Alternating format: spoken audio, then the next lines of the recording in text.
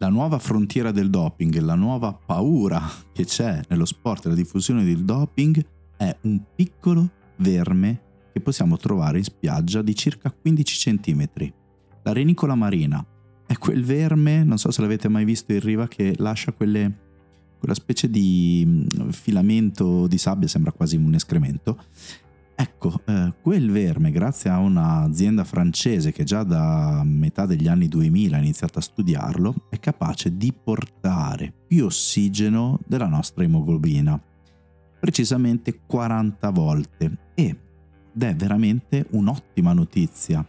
che in realtà esiste da tempo, ma ultimamente è stata rilanciata dai quotidiani anche italiani, nata poi da una ricerca dell'equipe francese e anche dagli amici di Storie Correnti che hanno pubblicato un articolo pochi giorni fa. Da lì sono andato a studiarmi anche un po' di ricerche che ci sono ed è tutto vero. La renicola marina, o meglio, dei prodotti ricavati, che chiamiamola supermoglobina, insomma prodotti che si ricavano dall'emoglobina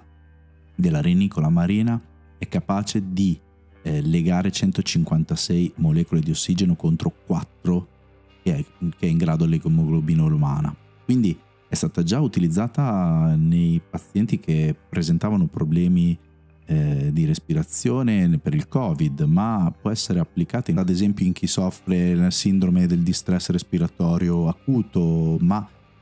immagino, e adesso io non sono medico, che le applicazioni possono essere molte se ci pensiamo, e oltretutto sembra non avere effetti collaterali, quindi è assolutamente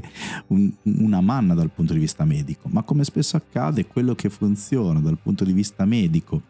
e da applicare ovviamente a pazienti che hanno problemi di salute gravi può essere rovesciato e utilizzato per chi vuole fare il furbo. Vediamo un po' perché può essere utilizzato. Può essere utilizzato perché capite che è un EPO potentissimo, cioè abbiamo a disposizione, chi lo utilizza potrebbe avere a disposizione molto più ossigeno per l'attività sportiva, e in poche ore non viene rintracciato nel sangue, quindi vuol dire anche un passaporto biologico pulito per l'atleta. Tant'è vero che il medico francese che segue dice: io sono stato già contattato più volte da atleti professionisti per avere informazioni su questo tipo di sostanze. Oltretutto ho visto un video dove Marc Loisin, che è un esperto di doping e della lotta al doping, dichiarava che secondo lui potrebbe essere stato utilizzato già